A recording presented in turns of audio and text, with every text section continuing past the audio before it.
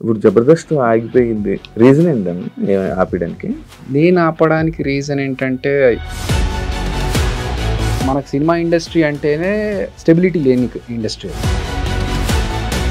జబర్దస్త్లో ఉన్న ఆర్టిస్టుల వల్ల సీనియర్ ఆర్టిస్ట్ కమెడియన్స్లో సైడ్కి వెళ్ళిపోవడం జరిగింది. ఉన్న ఆర్టిస్టులు ఎంతో కాలం ఉండరు. జబర్దస్త్లో ఉన్న వేరే ఎక్కడ ఉన్నారు. ఇంకా వేరే కొత్త టాలెంట్ వాళ్ళు వచ్చినప్పుడు ఈ పాత వాళ్ళని పక్కకు పెట్టి ప్రతి ఒక్కరి దగ్గరికి వెళ్ళి మనకు ఒక అవకాశం రావాలంటే వెళ్ళి అడుక్కోవాలి. ఇది అడిగినోడికి ఇవ్వకుండా అడగనోడికి ఎందుకు ఇవ్వాలి? నేను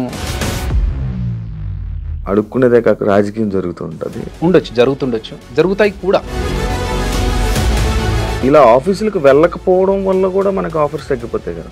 ఒక స్టాండర్డ్ ఉన్న పర్సన్ వెళ్ళి ఆపర్చునిటీ అడిగాడు అనుకో, హై స్టాండర్డ్ ఉన్నోడు అడగలేదనుకో. ఎంతమందికి అన్న లైఫ్ ఇచ్చినాం? తీసుకున్న హెల్ప్ని చెప్పడం అనేది వాళ్ళ మంచితనం. అది నేనే చేశానని చెప్పుకోవడం గర్వం.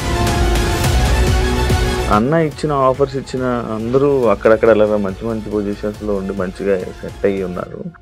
అదిరే అబ్బాయి ఇంకా అలా ఉండిపోయాడు. అంబిషన్ ఏంటంటే సినిమా ఇండస్ట్రీలోనే ఉండాలి, ఇక్కడే పోవాలి. భజన చేస్తేనే జీవితం అనేది చెడ్డన్న ఇచ్చిన ఒక స్టేట్మెంట్. భజన చేయాలి, మస్కా కొట్టాలి, ఇవన్నీ ఉన్నా కూడా నేను చేయలేను. ఎందుకంటే అనే ఒకప్పుడు జబర్దస్త్ ఎలా ఉండేది, ఇప్పుడు ఎలా ఉంటుంది? ఒక బూత్ షో, డబుల్ మీనింగ్ వర్డ్స్ ఎక్కువైపోతున్నాయి. బూత్ షో అనే పేరు ఫస్ట్ నుంచి ఉంది మాకు. ఒకసారి ఒక ప్రోగ్రామ్కి వెళ్ళినప్పుడు, లండన్కి వెళ్ళినప్పుడు అసలు కొంచెం ఇది డీసెంట్ ఫ్యామిలీస్ వచ్చేది, డబుల్ మీనింగ్ అని. జబర్దస్త్ వాళ్ళు బ్యాడ్ మాట్లాడుకోవడం కానీ వాళ్ళు చేసినంత వరకే మనతో ఉంటారు. అది అయిపోయిన తర్వాత వాళ్ళెవరో మనం ఎవరో ఉన్నట్టు ఉంటారు. అన్నీ పేర్లు చెప్పను, బట్ మా దాంట్లో జబర్దస్త్లో ఒక పర్సన్కి హెల్త్ బాగాలేకపోతే కొన్ని సందర్భాలు ఉంటాయి శివ, అప్పుడు అడగాల్సిన అవసరం లేదు. కానీ అన్ని సందర్భాలు అందరికీ అంటే కష్టం. అదిరే అభి అయిపోయింది, ఆ లైఫ్ అయిపోయింది, ఫేడ్ అవుట్ అయిపోయారు. బయటకు నువ్వు తోసేసి నాకు ఇండస్ట్రీలో అవకాశాలు రాకుండా చేస్తే అదిరే అభి అనే పేరు ఉంటే ఎంత పోతుంది. హాయ్ హలో నమస్తే, నేను మీ anchor Shiva. Welcome to iDream Media. ఈరోజు మన ముందున్న గెస్ట్, ఇప్పటికే ప్రోమో చూస్తే మీకు నా ముందున్న గెస్ట్ ఎవరు అర్థమైపోయి ఉంటుంది. అదిరే అభి బ్రో ఈరోజు మనతో ఉన్నారు. ఆయనతో మాట్లాడి జబర్దస్త్ విషయాలు, ఆయన యాక్టింగ్, ఆయన లైఫ్ ఎలా వెళ్తుంది ఇప్పుడు ప్రజెంట్ అనే దాని గురించి మనకు తెలియని విషయాలు తెలుసుకునే ప్రయత్నం అయితే చేద్దాం. అండ్ ఈ మధ్య కొన్ని మాటలు వినడం, లైక్ అదే జబర్దస్త్ నుంచి ఒక చంటి అన్న వచ్చి మాట్లాడడము, అదే విషయం పైన కొన్ని మాటలు నేను కూడా వేరే యాక్టర్ నుంచి కూడా తెలుసుకోవాలనిపించి నేను అభి గారిని పిలవడం జరిగింది. అయితే సరే అని వెంటనే వచ్చి ఈరోజు మనతో షేర్ చేసుకోవడానికి అభి బ్రో ఉన్నారు. హాయ్ బ్రో, ఎలా ఉన్నారు? బాగున్నారా? బాగున్నాను బ్రో. ఎప్పటి నుంచో అనుకుంటున్నాను బ్రోతో మాట్లాడాలి, ఒకసారి ఇంటర్వ్యూ చేయాలని. ఈరోజు కుదిరింది బ్రో మనకి. ఈ మధ్య కొంచెం ఒక వెబ్ సిరీస్ ఒక డైరెక్షన్ చేస్తున్నాను. సో చాలా సార్లు అనుకున్నాము అని ఇప్పుడు సెట్ అయింది. ఇప్పుడు సెట్ అయింది. ఇప్పుడు జబర్దస్త్ ఆగిపోయిందా? లేదే, మీరు ఆగిపోయారు. మీరు ఆపేశారు. రీజన్ ఏంటన్నా ఆపేయడానికి? నేను ఆపడానికి రీజన్ ఏంటంటే ఆల్మోస్ట్ ఒక 9.5 to 10 years చేశాను సేమ్ స్కిట్స్ అన్ని. అంటే ఆల్మోస్ట్ ఇయర్లీ మనకు ఒక 52 స్కిట్స్ చేస్తున్నాం కదా. 500 స్కిట్స్ దాకా జబర్దస్త్లో ఉన్నాయి. అందులో నేను ఒక 400 స్కిట్స్ చేశాను. ఇంకా నాకేంటంటే ఇన్ని సంవత్సరాలు చేసినా ఇంతే. ఇప్పుడు అదిరే అభి అనేవాడికి ఒక క్రియేటివ్గా స్కిట్స్ చేస్తాడు అనేది ఒక పేరు వచ్చింది. అంతకంటే ఇంకెక్కువ చేయడానికి అక్కడ స్కోప్ కూడా నాకు పెద్దగా కనిపించలేదు. డబ్బులు మంచిగా ఇస్తారు, ట్రీట్మెంట్ బాగుంటుంది, అన్నీ బాగున్నాయి. కానీ ఒక సాచురేషన్ పాయింట్ వస్తుంది కదా మనకి. ఎక్కడైనా సాఫ్ట్వేర్లో కావచ్చు, లేకపోతే వేరే ఏ వర్క్ చేసినా కూడా ఒక సాచురేషన్ పాయింట్ ఉంటుంది. నెక్స్ట్ ఇంకేం చేయాలి, నెక్స్ట్ లెవెల్కి వెళ్ళాలంటే ఏం చేయాలి. సో ఆ స్టేజ్లో ఉన్నప్పుడు ఫస్ట్ నుంచి నేను డైరెక్షన్ చేయాలనేది నాకు కోరిక. సో ఇలా ఉండి చేయడం కుదరట్లేదు. కంప్లీట్ ఫోకస్ షిఫ్ట్ చేసి టోటల్గా సినిమాల మీద పెడదామని చెప్పి అప్పుడు బయటకు రావడం జరిగింది. సినిమా ఇండస్ట్రీలో కూడా కదన్నా యాక్టింగ్ అప్పుడు ఇలా సినిమాలో కనిపిస్తుంటారు, మళ్ళీ గ్యాప్ ఇస్తూ ఉంటారు, మళ్ళీ వస్తుంటారు, మళ్ళీ గ్యాప్ ఇస్తుంటారు. ఎందుకంటే గ్యాప్ మీరు ఇస్తున్నారు, కావాలని ఇవ్వరు. గ్యాప్ వస్తూ ఉంటుంది. మనకు సినిమా ఇండస్ట్రీలో హిట్ ఉంటే ఒకసారి టాప్ రేంజ్కి తీసుకెళ్తారు. ఒక్కొక్కసారి ఎంత పెద్ద యాక్టర్ అయ్యి, ఎంత బిజీగా ఉన్న యాక్టర్ అయినా కొన్ని సందర్భాల్లో సైలెంట్గా ఇంకేం వర్క్ లేకుండా ఇంట్లో కూర్చునే సందర్భాలు కూడా వస్తాయి. సో మనకు సినిమా ఇండస్ట్రీ అంటేనే ఒక స్టెబిలిటీ లేని ఇండస్ట్రీ. అది ఒకసారి అప్ ఉండొచ్చు, ఒకసారి డౌన్ ఉండొచ్చు. కాబట్టి ఈ మార్పులు వెళ్ళడాలు రావడాలు ఇవన్నీ జరుగుతూ ఉంటాయి. ఈ స్టెబిలిటీ ఎందుకన్నా ఎలా అవుతుంటది, అప్ అండ్ డౌన్స్ రీజన్ నేను నా అనాలిసిస్ ప్రకారం ఏంటంటే మోర్ పీపుల్ ఎక్కువ జనాలు, డిమాండ్ తక్కువ ఉండి సప్లై ఎక్కువ ఉంటే, కమర్షియల్ దాంట్లో మాట్లాడాలంటే, కామర్స్ విషయంలో మాట్లాడాలంటే, ఉన్న క్యారెక్టర్స్ కొన్ని ఉంటే సప్లై 100 మంది వచ్చి నిలబడ్డప్పుడు ఓకే వీడికి ఇంత ఇవ్వాలి అమౌంట్, వీడికంటే వాడికైతే ఇంకా తక్కువ ఇచ్చుకోవచ్చు కదా, అప్పుడు మనకు డబ్బులు మిగులుతాయి అని చెప్పేసి తక్కువ అమౌంట్ వచ్చే వాళ్ళని పిక్ చేసుకోవడం వల్ల ఎక్కువ డబ్బులు ఛార్జ్ చేసే పర్సన్ సైలెంట్ ఖాళీ అయిపోతాడు. సో ఇది ఇండస్ట్రీలో చాలా సంవత్సరాల నుంచి నడుస్తుంది. కాబట్టి దట్ ఈస్ హౌఎవర్ దేర్. మనకు ఎక్స్ట్రాడినరీ ఇతను కాకపోతే ఇంకెవ్వరూ లేరు అనే ఆప్షన్ క్రియేట్ చేసుకోగలిగితే ఇంకా వాళ్ళకి తిరుగులేదు. అదర్వైజ్ ఇవి అప్స్ అండ్ డౌన్స్. ఇదే జబర్దస్త్ లో ఉన్న ఆర్టిస్టుల వల్ల, కమెడియన్స్ వల్ల సీనియర్ ఆర్టిస్ట్ కమెడియన్స్ సైడ్కి వెళ్ళిపోవడం జరిగింది. అంటే దాన్ని యాక్సెప్ట్ చేస్తారా మీరు? లేదండి, అంటే సినిమాలో ఉన్న కమెడియన్స్ కి ఉన్న క్రేజ్ వేరు, టీవీ ఆర్టిస్టులకి జబర్దస్త్లో ఉన్న కమెడియన్స్కి ఉన్న క్రేజ్ వేరు. జబర్దస్త్ అంటే ఏంటంటే రెగ్యులర్గా ఎవ్రీ వీక్ కనిపించడం వల్ల మన ఇంట్లో అబ్బాయి అన్న ఫీల్తో ఉంటారు అందరు. సినిమా ఆర్టిస్ట్ అంటే సినిమా ఆ క్రేజ్లో చూస్తారు. కాబట్టి ఇప్పటికీ మేము బ్రహ్మానందం గారిని, వేణుమాధవ్ అన్నను, ఆలీ అన్నను, వీళ్ళందరినీ ఇన్స్పిరేషన్గా తీసుకుంటూ ఉంటాం. వాళ్ళు చేసిన కామెడీలోంచి అరే మన స్కిట్లో ఇలాంటిది ఏదైనా వాడాలరా, జంధ్యాల గారి మార్క్ కామెడీ కావచ్చు. సో అవన్నీ మనకి ఇన్స్పిరేషన్ వచ్చింది వాళ్ళ నుంచి. జబర్దస్త్ వాళ్ళు కనిపిస్తున్నారు, ఎక్కువగా కనిపిస్తున్నారు, ఈ మధ్య కొంచెం వీళ్ళని చూడడానికి ఎక్కువగా జనాలు వస్తారని చెప్పేసి సీనియర్స్ ని కాకుండా కొత్త వాళ్ళని వీళ్ళని తీసుకుంటే ఇంతకుముందు చెప్పినట్టు బడ్జెట్ తక్కువ, ప్లస్ వీళ్ళని ఎక్కువగా చూస్తున్నారు కాబట్టి వీళ్ళైతే ఇంకొంచెం బెనిఫిట్ ఉంటుండొచ్చు అనే ఒక్కటి తప్ప టాలెంట్ లో వాళ్ళని మించి అయితే కాదు. సో సేమ్ థింగ్ ఇప్పుడు ఉన్న ఆర్టిస్టులు ఎంతో కాలం ఉండరు, జబర్దస్త్ లో ఉన్నా వేరే ఎక్కడ ఉన్నా, ఇంకా వేరే కొత్త టాలెంట్ వాళ్ళు వచ్చినప్పుడు ఈ పాత వాళ్ళని పక్కకు పెట్టి వాళ్ళని తీసుకుంటారు. It's cycle. ఇప్పుడు డైరెక్షన్ చేస్తున్నారు కదండి, ప్రతి ఒక్కరి దగ్గరికి వెళ్ళి మనకు ఒక అవకాశం రావాలి అంటే వెళ్ళి అడుక్కోవాలి, అడుక్కునేదే కాక రాజకీయం జరుగుతూ ఉంటుంది అని చెప్పి ఒక సందర్భంలో చెప్పడం జరిగింది. అది నిజమా? ఐ మీన్ ఉండొచ్చు, వాస్తవాలు ఉండొచ్చు, దాంట్లో జరుగుతుండొచ్చు కూడా. నేను ఈశ్వర్ సినిమా 22 సంవత్సరాలు ముందు చేశా, మధ్యలో కొన్ని సంవత్సరాలు గ్యాప్ వచ్చి, ఎందుకంటే నాకు తెలీదు. ఫస్ట్ ఆఫ్ ఆల్ నాకు సినిమా ఇండస్ట్రీ బ్యాక్గ్రౌండ్ లేదు. నేను నా ఫ్యామిలీ అందరు మా దాంట్లో ఫ్యామిలీ నుంచి first person to be a film actor. So నేను సినిమా ఇండస్ట్రీలోకి వచ్చినాక నాకు గైడ్ చేసేవాళ్ళు ఎవరు లేరు. సాఫ్ట్వేర్ కి తర్వాత వెళ్ళా, ఫస్ట్ యాక్టింగ్, ఫస్ట్ యాక్టర్ గా వచ్చిన తర్వాతనే సాఫ్ట్వేర్ కి వెళ్ళా. సో ఒక యాక్టర్ గా నేను ఈశ్వర్ సినిమా తర్వాత గౌతమ్ ఎస్ఎస్ ఇవన్నీ చేస్తున్నప్పుడు నాకు ఆఫీస్లోకి వెళ్ళి వాళ్ళని అడగాలి ఆపర్చునిటీస్, నాకు ఏదైనా అవకాశం ఇవ్వండి, లేకపోతే నేను ఆడిషన్స్ ఇస్తా, ఇవన్నీ నాకు అప్పుడు తెలియదు, నన్ను గైడ్ చేసే వాళ్ళు కూడా లేరు. ప్లస్ ఇంకోటి ఏంటంటే నాకు సరే మనం ఇంత పెద్ద సినిమా చేసాము, మనం గురించి చూసారు మోహన్ బాబు గారు, వీళ్ళు పిలిపించి సినిమాలో అవకాశం ఇచ్చారు, అలాగే అందరూ పిలిచి మనం చూసాం కదా. నా పాయింట్ ఏంటంటే గర్వం కాదు, మనం వెళ్ళి వాళ్ళని ఇబ్బంది పెట్టి సార్ నాకు అవకాశం ఏంటారు, వీడు ఆఫీస్ దాకా వచ్చాడు ఏదో ఒకటి ఇవ్వాలి కదా పాపం అని చెప్పి ఏదో క్యారెక్టర్ ఇస్తే అది మనకు సూట్ అవ్వచ్చు అవ్వకపోవచ్చు, దానివల్ల ఎందుకు వాళ్ళకి నిజంగా ఇతను ఈ క్యారెక్టర్కి ఇతనే బాగుంటాడు అనిపిస్తే పిలుస్తారు కదా, పిలిచినప్పుడు మనం వెళ్ళి ఆడిషన్స్ కావాలన్నా ఇద్దాము అనే దృష్టిలో నేనున్నాను. అది ఆ గ్యాప్ పెరగడం వల్ల నాకు సినిమాలు అప్పుడు లేక నేనేం చేశానంటే ఇంకా ఇట్లా కాదు, నేను చదువుకున్నాను కదా, ఆపర్చునిటీస్ కోసం ఆఫర్స్ కోసం వెయిట్ చేస్తూ టైం ఎందుకు వేస్ట్ చేసుకోవడము, డబ్బులు కావాలి, ఫైనాన్షియల్ గా మనం ఒకటి స్టెబిలిటీ ఉండాలి అని చెప్పి నేను అప్పుడు జాబ్కి షిఫ్ట్ అయ్యాను. సో ఇక్కడ రాజకీయాలు జరుగుతాయి అనే విషయం మీరు అన్నారు కదా, దానికి ఉండొచ్చు, జరుగుతుండొచ్చు, జరుగుతాయి కూడా. ఎందుకంటే ఇప్పుడు ఫర్ ఎగ్జాంపుల్ జరిగిందా తెలీదు అంటే నేను పట్టించుకోను, రీజన్ చెప్తా. ఒకసారి నాకు ఒక సీరియల్ కోసం నన్ను ఫోన్ చేశారు, అప్పుడు నేను అసలు సీరియల్స్ చేయాలనే దృష్టిలో లేను, బట్ జాబ్ చేస్తూ జబర్దస్త్ చేస్తూ ఉన్నాను. మంచి పీక్ టైమ్స్లో నాకు ఫోన్ వచ్చింది, ఒక మెయిన్ హీరోగా మిమ్మల్ని సీరియల్ అనుకుంటున్నామండి, మీరు చేస్తే బాగుంటుంది అనుకున్నామంటే ఓకే ఇదేదో బాగుంది. అప్పుడు నేను జాబ్ వదిలేసి టోటల్గా ఇటు షిఫ్ట్ అయిపోవచ్చు, ఎందుకంటే నంబర్ ఆఫ్ వర్కింగ్ డేస్ ఎక్కువగా ఉంటాయి కాబట్టి అని అనుకున్నాను. కట్ చేస్తే కొన్ని రోజుల తర్వాత చిన్న ప్రాబ్లం వల్ల చేంజెస్ జరిగాయండి అని నేను వదిలేసా. సేమ్ పర్సన్ మళ్ళీ నాకు కొన్ని రోజుల తర్వాత కలిసినప్పుడు కొన్ని ఆబ్లిగేషన్స్ వల్ల కొన్ని చేంజెస్ జరిగాయండి అంటే అప్పుడు నాకు అర్థమైంది, ఓహో బ్యాక్ ఎండ్లో ఏదో జరిగింది అని చెప్పి. బట్ ఏంటి, ఎవరు చేశారు, ఎందుకు చేశారు అనేది పట్టించుకోవాల్సిన అవసరం అనిపించలేదు నాకు, ఎందుకంటే తెలుసుకొని చేయాల్సింది ఏం లేదు. I left it. సో జరుగుతాయి రాజకీయాలు అనేది డెఫినెట్గా. ఇప్పుడు ఫర్ ఎగ్జాంపుల్ ఒక డైరెక్టర్ ఉన్నాడు, అతనికి తెలిసిన పర్సన్ ఉన్నాడు, ప్రొడ్యూసర్ ఉన్నాడు, అతనికి తెలిసిన పర్సన్ ఉన్నాడు. ఇప్పుడు ఇద్దరిలో ఒకరికి ఆపర్చునిటీ ఉందంటే అక్కడ రాజకీయాలు జరుగుతాయి డెఫినెట్గా. మావాడిని పెట్టుకోవాలంటే మావాడిని పెట్టుకోవాలి. వర్త్ ఎవరు అనిపిస్తే వాళ్ళకి ఆపర్చునిటీ వస్తుంది నేను అనుకునేది. ప్లస్ ఫేట్ కూడా ఉండాలి. ఇబ్బంది పడలేదన్నా? Okay, it's a part of life journey.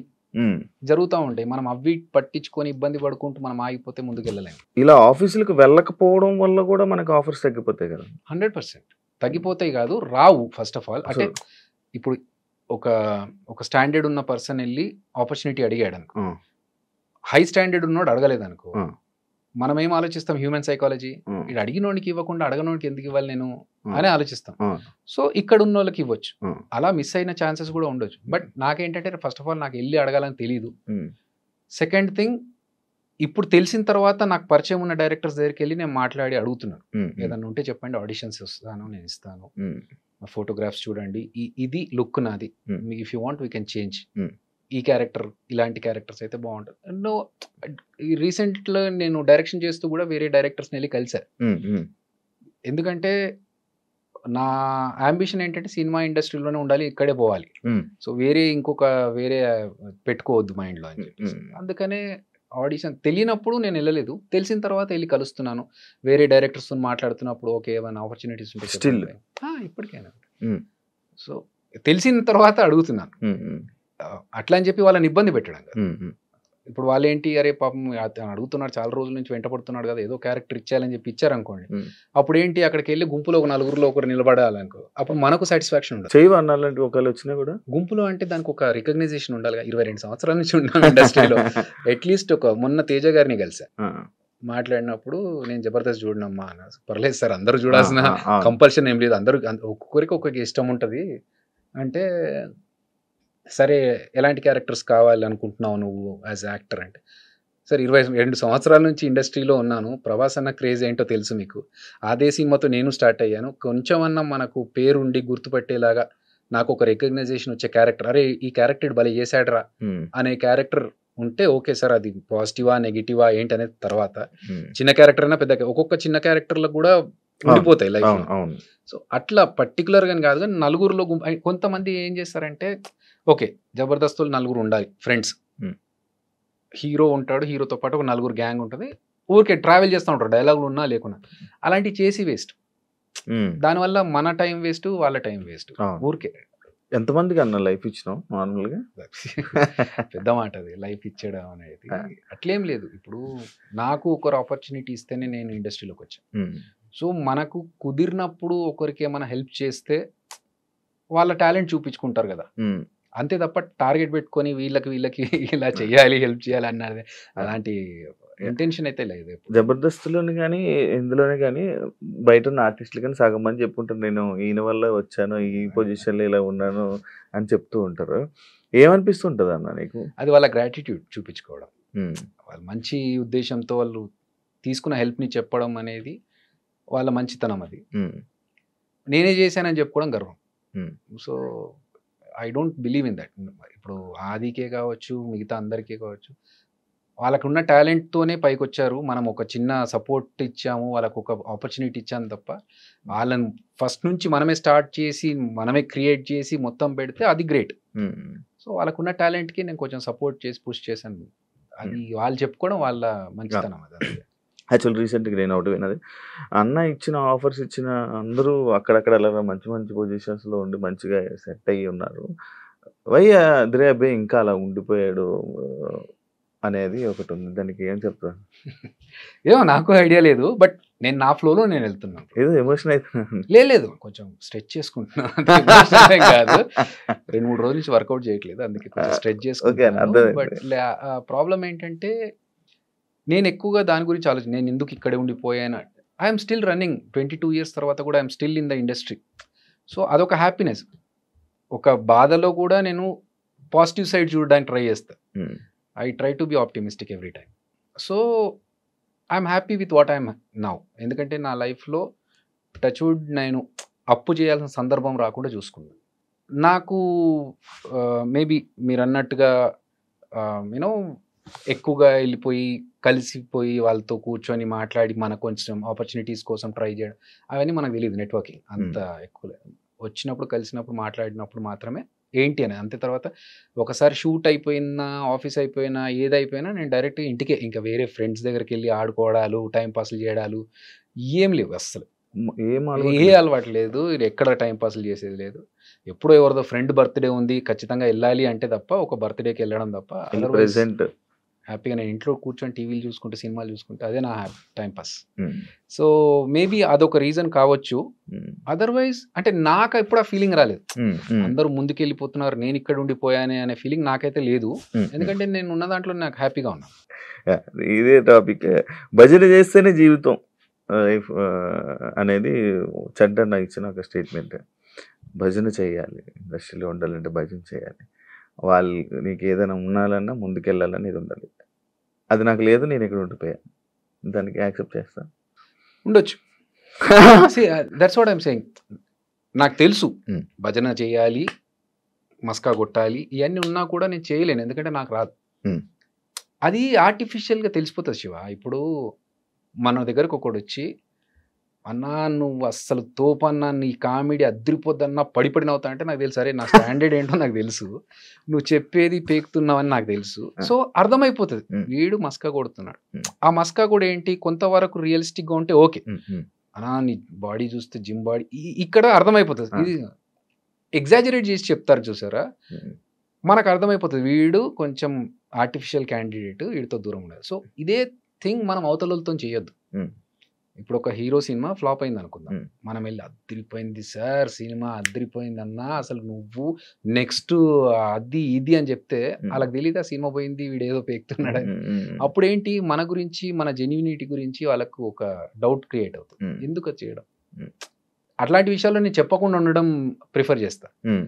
అబద్ధం చెప్పి వాళ్ళని కన్విన్స్ చేసి మోసం చేయడం కంటే ఐ రాదర్ కీప్ క్వైట్. నిజంగా బాగుండి నిజంగా ఎక్స్ట్రాడినరీ అనిపించినప్పుడు వెళ్ళి చెప్తా. అది మస్కా కదా, అలా వాళ్ళకి కూడా తెలుస్తుంది జెన్యూన్. అనే ఒకప్పుడు జబర్దస్త్ ఎలా ఉండేది, ఇప్పుడు ఎలా ఉంటుంది? రాను రాను ఒక బూత్ షో అని చెప్పి కామెంట్స్, రాను రాను కామెడీ తగ్గిపోయింది, డబుల్ మీనింగ్ వర్డ్స్ ఎక్కువైపోతున్నాయి అనే దానిపై నువ్వేమని చెప్పాలనుకుంటున్నా? యాక్చువల్గా బూత్ షో అనే పేరు ఫస్ట్ నుంచి ఉంది మాకు. అది ఎలా చెప్పాలి, ఇప్పుడు నేను ఒక స్కిట్ చేశాను. నేను ఒక ఎంఎస్సి ఎలక్ట్రానిక్స్ బ్యాక్గ్రౌండ్ పీజీ స్టూడెంట్ని, సాఫ్ట్వేర్ బ్యాక్గ్రౌండ్ నుంచి వచ్చి జనాలు ఎంజాయ్ చేస్తున్నారు ఇదే ప్యాటర్న్ ఏమో అనుకునే ఒక అపోహతో ఒక స్కిట్ చేసా. దానికి బండబూతులు పడ్డాయి నాకు, తిట్లు.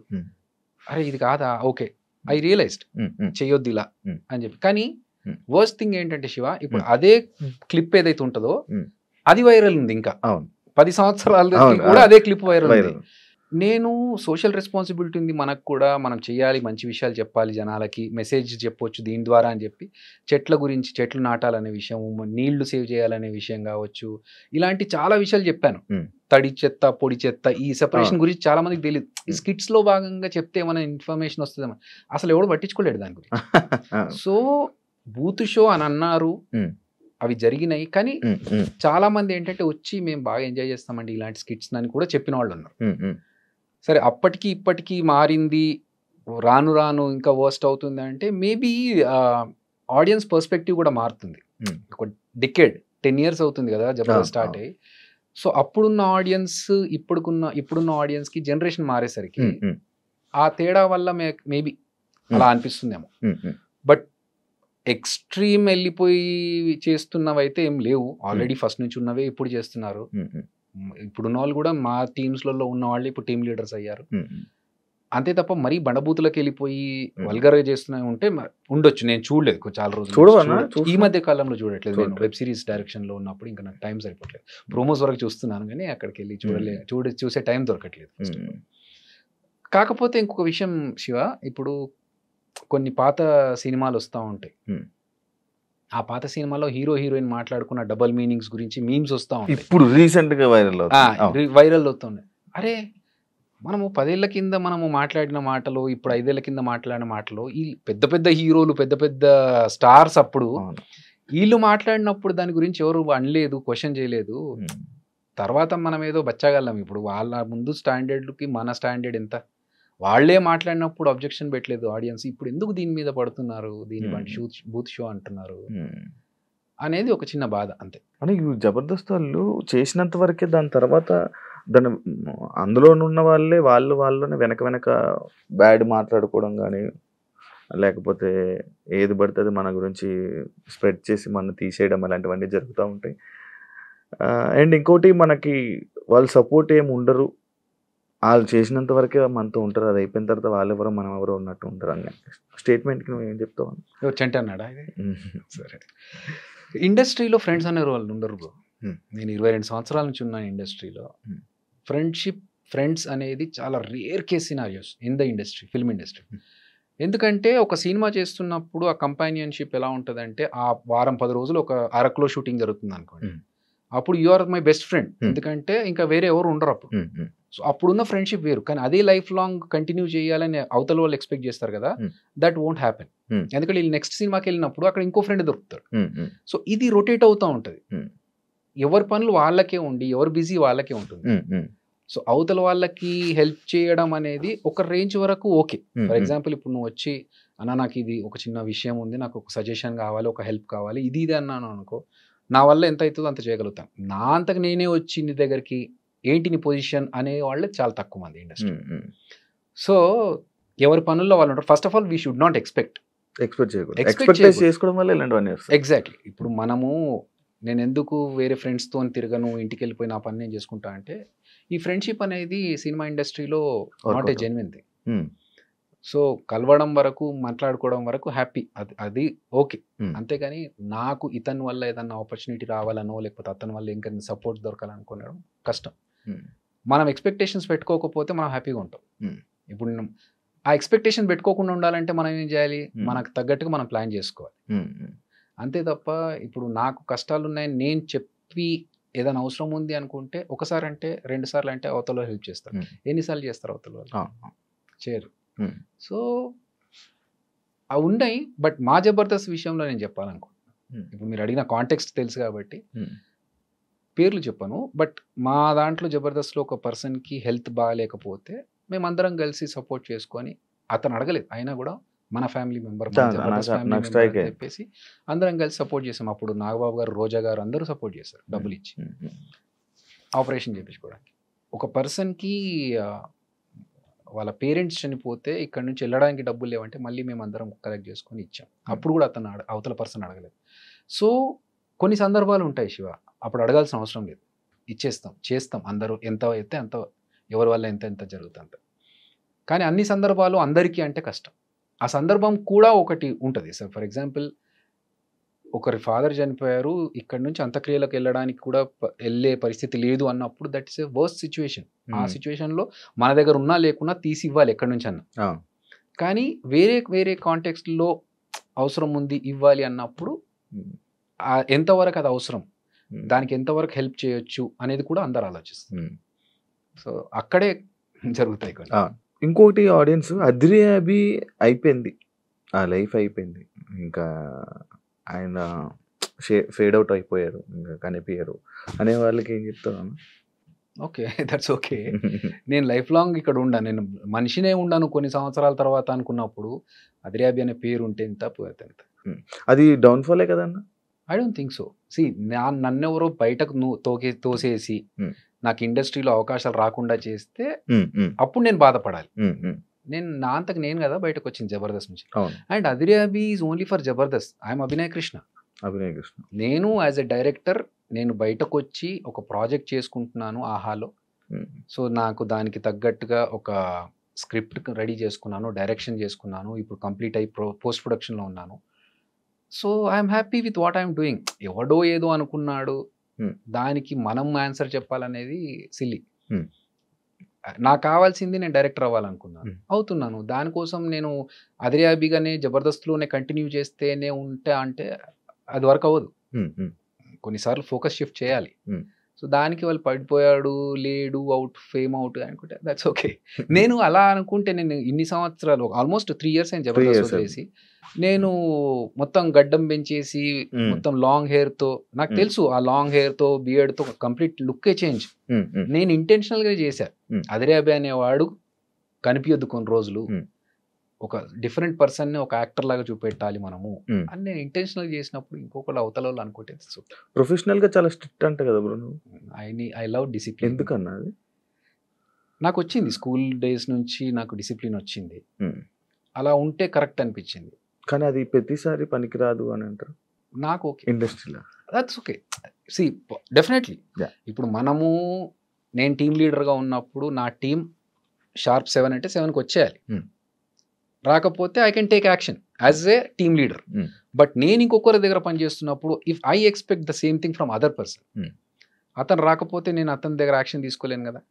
బట్ ఒక 2 సార్లకు 3 సార్లకు అతను తెలుస్తారు వీడు 7 అంటే 7కి వచ్చేస్తున్నాడు, నేనే కొంచెం లేట్ వస్తున్నాను, అయితే నేను ముందన్న రావాలి, లేకపోతే వీడికి లేట్గానే రమ్మని చెప్పాలి. మనం ఎంత పని కరెక్ట్గా చేస్తున్నాం, ఆ టైంకి వచ్చిన వాల్యూ ఏంటనేది మనం మెయింటైన్ చేస్తే చాలు. అవతలోళ్ళు మనకు సేమ్ రిఫ్లెక్షన్ ఇచ్చినా లేకపోయినా మనం ప్రాపర్గా ఉండాలి టైంకి అనేది నా ఫీల్. ఇప్పుడు సడన్ గా డైరెక్షన్ లేకపోతే ఫస్ట్ నుంచి అనుకునే? నేను చాలా రోజుల నుంచి అనుకుంటున్నాను. ఈవెన్ జబర్దస్త్లోకి రాకముందు నుంచే నా ప్లానింగ్ ఉండింది, డైరెక్షన్ ప్లానింగ్ ఉండింది. ఆల్రెడీ ఒక 2 స్క్రిప్ట్స్ పెట్టుకొని అప్పుడు అప్రోచ్ అయ్యాను. ఆల్మోస్ట్ లాస్ట్ ఇంకా బడ్జెట్ అప్రూవ్ అయ్యే స్టేజ్లో అది హాల్ట్ అయిపోయింది. దాని తర్వాత ఇంకా సర్లే ఇట్లా అయితే కాదు, కొంచెం విల్ ట్రై సంథింగ్ ఎల్స్. మధ్యలో వేణన్న కూడా సినిమా బలగం సినిమా తీసుకొని రావడం జరిగింది. అది బాగా సపోర్ట్ అని మీ అందరికి ఒక బూస్టప్ అనుకుంటా. 100%. ఎందుకంటే అంతకు ముందు మేము జబర్దస్త్ ఆర్టిస్టులు అని చెప్పేసి వెళ్ళి డైరెక్షన్ చేద్దామని అనుకుంటే, మీరు యాక్టర్స్ కదా, మీరు జబర్దస్త్ కామెడీ చేసుకునేటోళ్ళు మీరేం డైరెక్షన్ చేస్తారన్నారు. వేణు ఎప్పుడైతే చేశాడో అప్పుడు వేణు తర్వాత అందరికి ఒక రెస్పెక్ట్ పెరిగింది. అంటే ఓకే మేబీ వీళ్ళు కూడా చేయొచ్చు అట్లని చెప్పేసి ఇమ్మీడియట్ గా ఇచ్చేస్తాం అని అన్నారు. వాళ్ళు టెస్ట్లు వాళ్ళు పెడతారు, కూర్చోబెట్టి మాట్లాడుతున్నప్పుడు వీడికి ఎంత నాలెడ్జ్ ఉంది ఏంటి అనేది కూడా తెలుసుకుంటారు. సో దానివల్ల మనం ప్రూవ్ చేసుకోవడానికి ఒక మంచి ప్లాట్ఫామ్ ఇచ్చాడు వేణు. ఎందులోనా ఇది ఎందులో రిలీజ్ చేయాలనుకుంటున్నాను? మనది ఆహాలో. అయిపోయింది షూటింగ్ అయిపోయింది. నేను ఆఫర్ అడుగుదాం అనుకున్నాను అన్న. ముందే తెలిస్తే ఏదైనా ప్లాన్ చేసుకున్నాను. నాకు యాక్టింగ్ అంటే ఇష్టం, ఆఫర్స్ లేక ప్లాన్ చేస్తాను. ఎందుకంటే నేను పోస్ట్ ప్రొడక్షన్ లో ఉంది, నా పార్ట్ యాజ్ ఎ డైరెక్టర్ నా వర్క్ అయిపోయింది. అందుకనే నేను ఇంకో ఫిల్మ్ యాక్టింగ్ వస్తే ఆ ఆపర్చునిటీ తీసుకున్నాను. దానికే లుక్ చేంజ్ ఇప్పుడు. అదర్వైజ్ లాంగ్ హెయిర్ మంచి రోల్, పెద్ద క్యారెక్టర్ అన్న ఒక మెయిన్ లీడ్ గా వచ్చింది ఒక క్యారెక్టర్. సో ఆ సినిమా చేస్తున్నాను. అది చేస్తున్నాను కాబట్టి చేంజ్. అండ్ కాకపోతే అక్కడ సైడ్ నా డైరెక్షన్ సైడ్ అంతా వర్క్ అయిపోయింది కాబట్టి అది అయిపోయిన తర్వాతనే షిఫ్ట్ అయ్యి, అదర్వైజ్ పనులు సగంలో వదిలేసి ఇక్కడ రావడం కరెక్ట్ కాదు.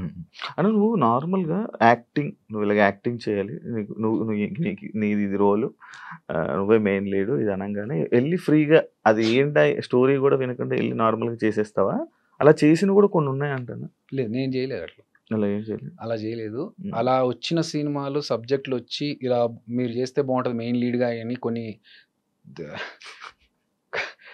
సినిమాలు వచ్చాయి, కంటెంట్ అది విని వద్దులే అని చెప్పారు, చెయ్యనని చెప్పారు. ఎందుకంటే అలాంటి కంటెంట్ చేసి పాడు చేసుకోవడం కంటే వద్దు అని చెప్పేసి. అన్న మీలో ఎవరు కోటీశ్వరుడికి క్రియేటివ్ డైరెక్టర్? నేను క్రియేటివ్ డైరెక్టర్. తెలుసా ఎవరికి? అందరికి తక్కువ మంది కదా. అంటే ఐ మీన్ అవసరం ఉన్న వాళ్ళకి తెలుసు. బట్ చిరంజీవి గారు చేసినప్పుడు మీలో ఎవరు కోటీశ్వరుడు 4th సీజన్ అది. అవును, ఆ సీజన్ కి నేను క్రియేటివ్ డైరెక్టర్గా చేశాను. అప్పటికి నీకు ఫేమ్ ఉండే కదా? అప్పటికి జబర్దస్త్ చేస్తున్నాను. మరి ఎందుకన్నా అది? నాకు చిరంజీవి గారితో వర్క్ చేయడం, ఆయన అప్పటికి ఇంకా 150 రిలీజ్ అవ్వలేదు. సో అది షూటింగ్ లో ఉంది, ఈ ఆపర్చునిటీ ఉంది. చిరంజీవి గారు చాలా గ్యాప్ తర్వాత is coming back in to cinema. So ఆ టైంలో ఈ ఆపర్చునిటీ వచ్చినప్పుడు నేను ఎట్లా మిస్ చేసుకోవాలి? నేను ఇంకా మీరు అడిగారా? వచ్చిందో నాకు ఇది రిక్వైర్మెంట్ ఉందని తెలిసింది క్రియేటివ్ డైరెక్టర్ గా. నేను if you are okay then I can work అని చెప్పేసి ఇంటర్వ్యూ జరిగింది. ఇంటర్వ్యూలో వాళ్ళకు నేను ఒక పీపీటీ షేర్ చేసి అవన్నీ చేసి ఆల్రెడీ కార్పొరేట్ స్టైల్లో వర్క్ చేసుకున్నాను కాబట్టి, సో వాళ్ళకి అది నచ్చి తర్వాత వాళ్ళు నన్ను తీసుకున్నారు. తర్వాత చిరంజీవి గారికి ఇంట్రడ్యూస్ చేసినప్పుడు చూశాను ఈ అబ్బాయిని అంటే, సార్ నేనే సార్ అభి అంటే, నువ్వేంటి ఇక్కడ డైరెక్షన్ డిపార్ట్మెంట్ క్రియేటివ్ డైరెక్టర్? నాకు ఇంట్రెస్ట్ సార్, మీతో కలిసి వర్క్ చేస్తే హ్యాపీగా ఉంటుంది. అంటే అదే కాకుండా బాహుబలి మూవీ టైంలో రాజమౌళి గారితో వర్కింగ్ ఎక్స్పీరియన్స్ ఏంటన్నా? చాలా వాస్ట్ ఎక్స్పీరియన్స్ అది. నేర్చుకోవడానికి చాలా ఉంది అక్కడ. ఒక ఫస్ట్ ఆఫ్ ఆల్ అక్కడ డిసిప్లిన్ అనేది అక్కడ నాకు ఇంకా స్ట్రాంగ్ అయింది. అంటే ఒక స్టేజ్కి వచ్చిన తర్వాత ఆయన కూడా, రాజమౌళి గారు కూడా అంత పర్ఫెక్ట్ టైమింగ్ మెయింటైన్ చేస్తూ ఒక పద్ధతి వెళ్తున్నారు అన్నప్పుడు మన బతుకునేంత మనం ఎందుకు చేయకూడదు ఇలాగే?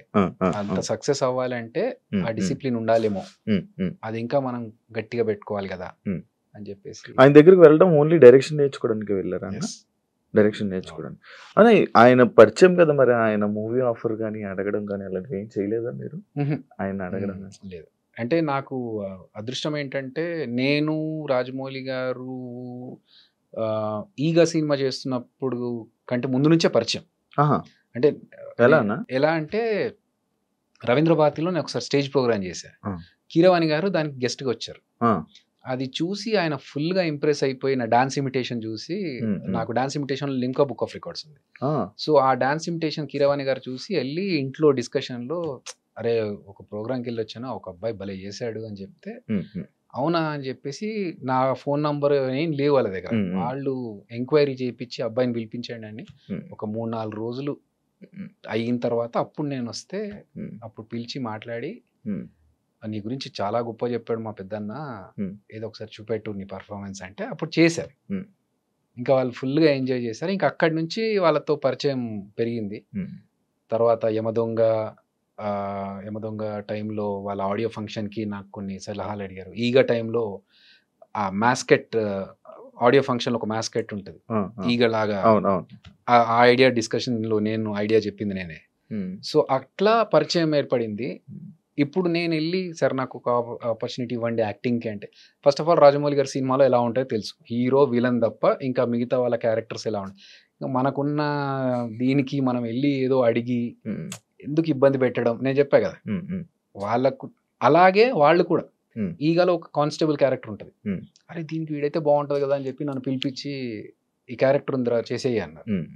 హ్యాపీగా వెళ్ళి చేసుకొని వచ్చా. తర్వాత బాహుబలిలో అలాగే అసిస్టెంట్ డైరెక్టర్గా వర్క్ చేస్తున్న టైంలోనే పిలిచి, ఒక క్యారెక్టర్ ఉందని వెళ్ళి గెటప్ వేసుకొని రన్నా, ఏం అర్థం కావట్లేదు. సో వాళ్ళు ఇచ్చారు, ఇచ్చిన దాన్ని నేను ఏమంటారు మహాప్రసాదం లాగా తీసుకున్నాను. ఆ చిన్న చేసిన 1 డైలాగ్ క్యారెక్టర్ అయినా కూడా నాకు ఉండిపోయింది లైఫ్లో. చిరంజీవి గారు కూడా గుర్తుపెట్టుకొని చెప్పారు, బాహుబలిలో చూసానయ్యా నీ సెకండ్ టైం కదా నువ్వు మళ్ళీ బాహుబలికి ప్రభాస్ తో మళ్ళీ చేయడం? కరెక్ట్, బాహుబలిలో. కాకపోతే ప్రభాస్ అన్న కాంబినేషన్ లేదు, బట్ మాట్లాడారా? అయ్యో రెగ్యులర్ గా పక్కనే కదా అసిస్టెంట్ డైరెక్టర్ అన్నప్పుడు, ఇంకా అదే మాట్లాడడం అవన్నీ గుర్తున్నాయా? రాగా ఫస్ట్ చూడగానే నువ్వేంటి ఇక్కడ డైరెక్షన్ ఆర్టిస్ట్ కదా నువ్వు, నాకు ఇష్టం అన్న. సరే మన వాళ్ళంతా ఎలా ఉన్నారు, ఇంకా అన్ని డిస్కషన్స్ అయిపోయిన తర్వాత ఇంకా అప్పుడు రిహార్సల్స్ వాళ్ళంతా చేస్తుంటే పక్కన కూర్చొని, ఏంటి ఎవరెవరు ఏ టైంకి వస్తున్నారు, ప్రాక్టీస్ ఎలా చేస్తున్నారు అంతా నేను మానిటరింగ్ చేయాలన్నా. ఏం అనిపిదా అన్న, అరే నేనేంటి ఇలా చేయడం అని? మనకి ఇష్టం ఉన్న వర్కే కాబట్టి మనం చేస్తాం. సో దానికి అనిపించడం అనేది పెట్టుకోదు మైండ్లో. First of all Eeshwar cinema తర్వాత నీకేమైనా నీ లైఫ్లో కెరీర్ మారడం కానీ, నీ లైఫ్ యాక్టింగ్ కానీ ఏమైనా కొత్తగా లైఫ్ జర్నీ టర్న్ అవ్వడం ఏమైనా జరిగిందా, లేకపోతే ఎప్పుడు ఉండేలాగానే ఉందా? చాలా జరిగినాయి. ఎలా వచ్చిందన్న అసలు ఆఫర్ కూడా? ఈశ్వర సేమ్ కీరవాణి గారు ఎలా చూశారో అదే రవీంద్ర భారతిలో జంధ్యాల హాస్యోత్సవం అని చెప్పేసి ఒక కార్యక్రమం జరిగింది. దాంట్లో నేను ఇమిటేషన్ డాన్స్ చేస్తుంటే జలదంకి సుధాకర్ గారు అని రైటర్, పరచూరు బ్రదర్స్ దగ్గర ఆయన గోస్ట్ రైటర్గా చేశారు. ఆయన జయంత్ గారికి ఈ సినిమా డైలాగ్స్ రాస్తున్నప్పుడు, ఈశ్వర్ సినిమా, ఫ్రెండ్ క్యారెక్టర్కి అబ్బాయి బాగుంటాడు సార్ కొంచెం అంటే, అందులో ఈశ్వర్లో ప్రభాస్ అన్న ఫ్రెండ్ పక్కన ఫ్రెండ్లో ఒకటికి సినిమా పిచ్చే, ఆ క్యారెక్టర్కి నన్ను నా డాన్స్ ఇమిటేషన్ చూసి అరే ఈడైతే కరెక్ట్గా యాప్ట్ అని చెప్పేసి పిలిపించారు. పిలిపించి ఆడిషన్స్ చేస్తే ఈ క్యారెక్టర్కి బాగా సూట్ అవుతావు నువ్వు అని చెప్పేసి ఆ క్యారెక్టర్లో పెట్టాడు. నాకు చెప్పడం ఏంటంటే, ఈశ్వర్లో ఫస్ట్ ఈ సినిమాలో ప్రభాస్ అండ్ నలుగురు గ్యాంగ్లో నువ్వు ఒక్కడవే కొంచెం బుర్రవాడి పనులు చేసేవాడివి, ఎందుకంటే డబ్బులన్నీ నీ దగ్గరే ఉంటాయి, నువ్వు డబ్బులు సంపాదించేవాడు, మిగతా వాళ్ళంతా నీ దగ్గర డబ్బులు తీసుకొని ఎంజాయ్ చేసే బ్యాచ్. సో ప్రభాస్ అన్నని ఏదన్నా అనగలిగే కెపాసిటీ నీకు ఒక్కడికి ఉంటుంది ఈ సినిమాలో అన్నట్టుగానే, ఆ సినిమాలో హీరోయిన్ గురించి ఒక చిన్న సీన్ వచ్చినప్పుడు నేను తిట్టేస్తా, ఏంట్రా దాని వెంట పడుతున్నా ఊరుకురికే, నీకు పని లేదా అని చెప్పేసి. సో మిగతా వాళ్ళు ఎవరు అలా ఉండరు. నా క్యారెక్టర్ అలాంటిది. సో అలా డిజైన్ చేసుకున్న క్యారెక్టర్కి ఆడిషన్స్లో నన్ను సెలెక్ట్ చేసి అక్కడ నుంచి నా సినిమా లైఫ్ స్టార్ట్ అయింది. అప్ అండ్ డౌన్స్, క్యారెక్టరైజేషన్ చేంజ్లు చాలా జరిగాయి. యాజ్ ఎ ఫ్రెండ్గా ఎంటర్ అయ్యాను. మధ్యలో కొన్ని రోజుల తర్వాత ఒక చిన్న 2 సినిమాలు హీరోగా వచ్చాయి. ఇవి వర్కౌట్ అవ్వట్లేదని చెప్పేసి మళ్ళీ సాఫ్ట్వేర్కి వెళ్ళాను. జాబ్ చేసుకుంటూనే మళ్ళీ టీవీకి వచ్చాను. జబర్దస్త్ ద్వారా, అంటే అంతకు ముందు యాంకర్గా వచ్చా.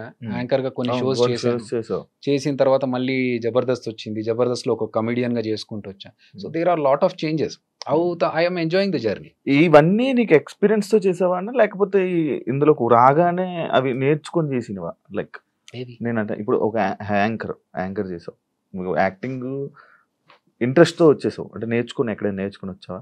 లేదు, మనకు డాన్స్ వచ్చు. డాన్స్ ద్వారానే వాళ్ళు ఇచ్చిన సీన్ ని మనం ఎన్హాన్స్ చేసుకొని చూపిస్తున్నామా లేదా అనే ద్వారా యాక్టింగ్ వచ్చు. యాక్టింగ్, దాని తర్వాత యాంకరింగ్ కూడా నీకు రాదు. వచ్చానా ముందు యాంకరింగ్? అంతకుముందు ఎప్పుడు చేయలేదు. అంతకుముందు ఎప్పుడు చేయలేదు. సో వాళ్ళు ఎప్పుడైతే పిలిచి ఇట్లా ఈ టీవీలో మేము టీవీ షో స్టార్ట్ చేస్తున్నాము, మీరు యాంకరింగ్ చేస్తారంటే నాకు ఎక్స్పీరియన్స్ లేదు అంటే మేము గైడ్ చేస్తాం, మీరు రండి అన్నారు. సో అప్పుడు నేను జాబ్ చేస్తున్నాను. సో ఇది మంచి ఆపర్చునిటీ మనకు అని చెప్పేసి నేను వచ్చేసాను.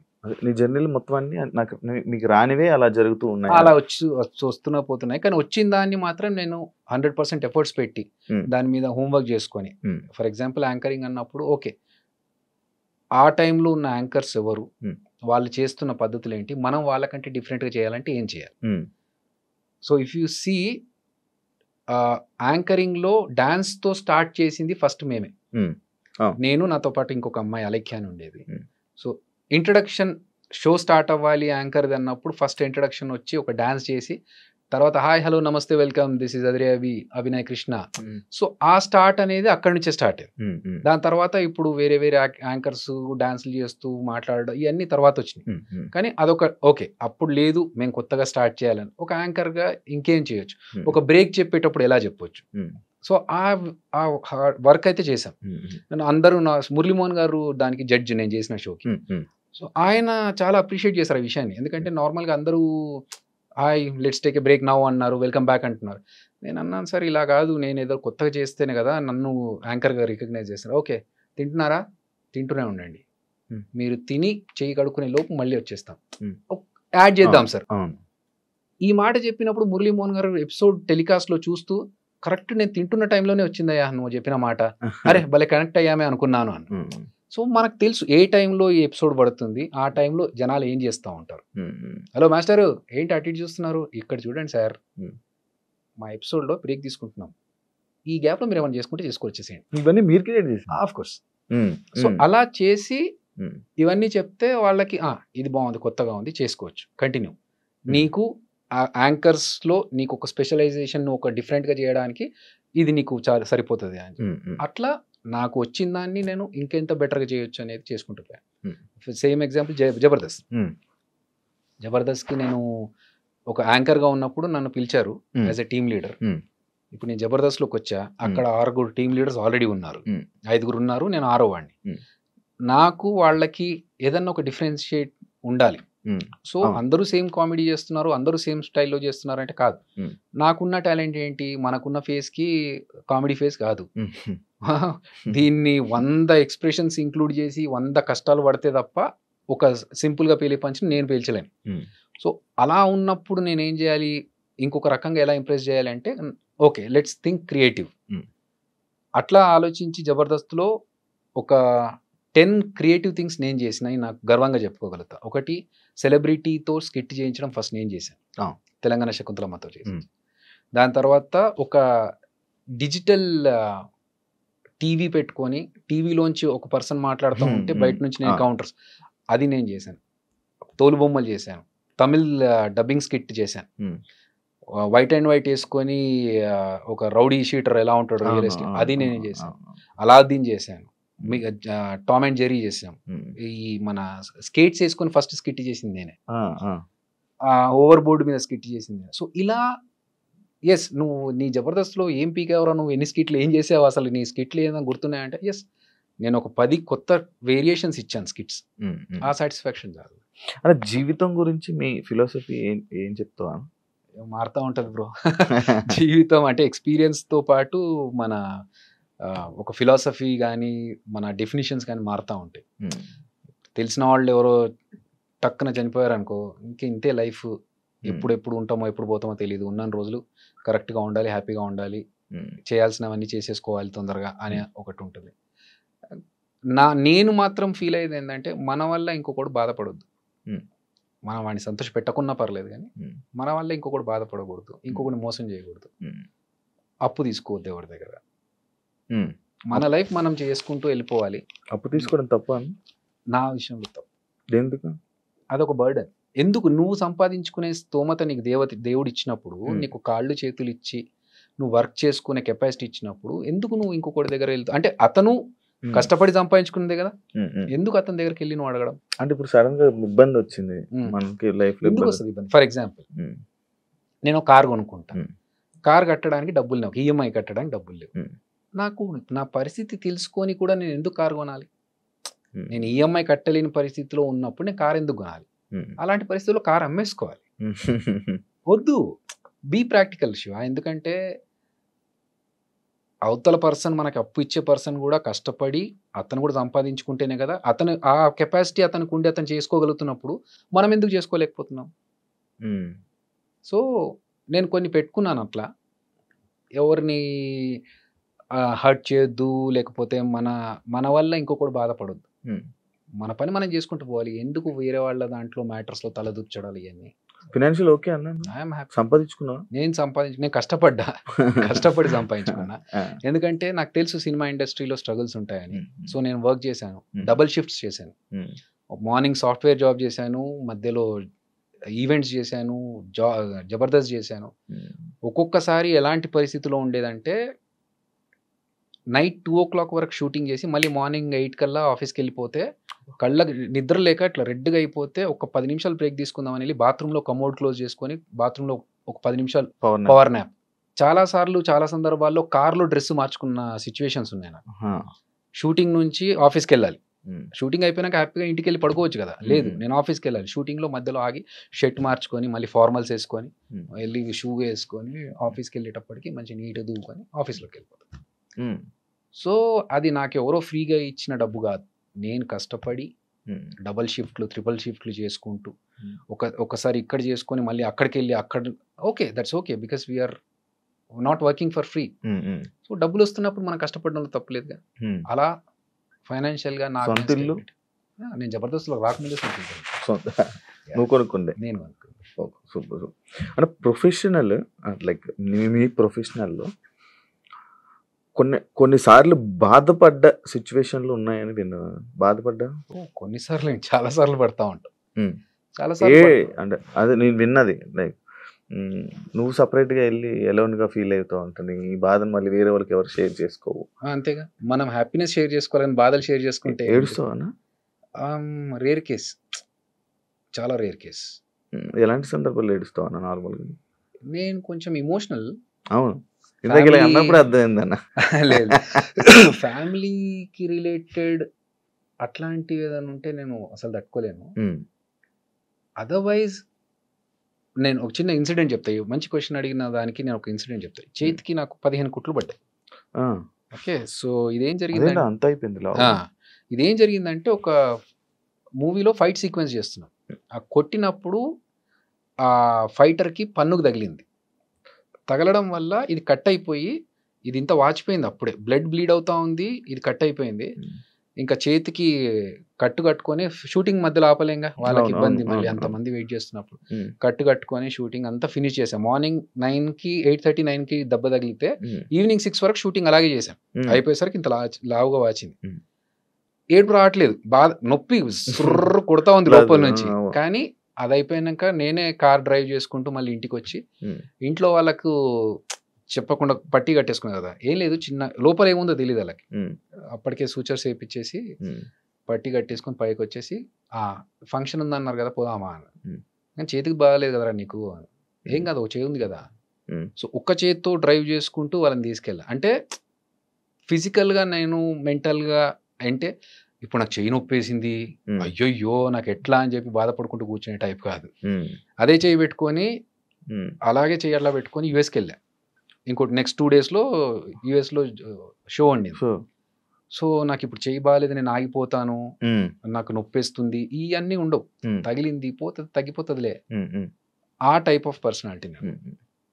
ఇది అయ్యింది కదా అని చెప్పి బాధపడుతూ కూర్చొని దాని గురించి ఓకే వాట్ నెక్స్ట్, దీన్ని ఎలా మనం సాల్వ్ చేసుకోవాలి, ఈ ప్రాబ్లం వచ్చింది, ఇంత క్రైసిస్లో ఉన్నాము, దీన్ని ఎలా సాల్వ్ చేసుకోవాలి. నాకు చాలా అవమానాలు జరిగాయి.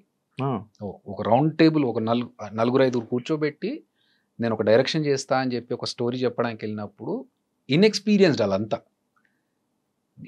నేను రాజమౌళి గారి దగ్గర వర్క్ చేశాను, ఇన్ని సంవత్సరాల నుంచి ఇండస్ట్రీలో ఉన్నాను అని నేను అక్కడ డిసప్పాయింట్ లేదు. నాకు 6 కూర్చొని ఇది ఎట్లా అదెట్లా, అంటే వాట్ ఈజ్ యువర్ ఎక్స్పీరియన్స్, మా ఎక్స్పీరియన్స్ గురించి మీరు పక్కన పెట్టండి, మేము డబ్బులు పెడుతున్నాం, మీరు చెప్పండి దీనికి.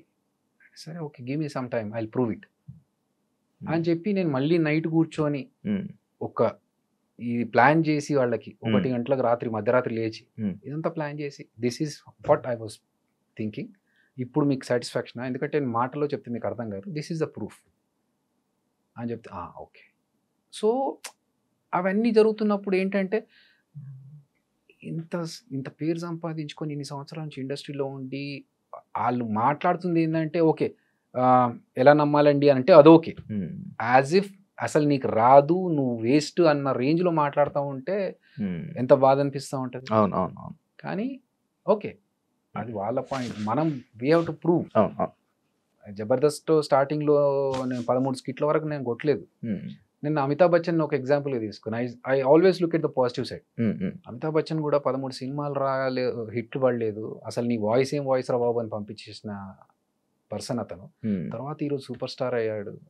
మనం ఎందుకు పక్కనే బాధపడి వెళ్ళిపోవాలి, లెట్స్ ప్రూవ్ అని చెప్పేసి ఒక స్కిట్ కష్టపడి బాగా చేసి కొడితే సూపర్ ఇంకా వెళ్ళిపోదాం చాలే అనుకున్నాను.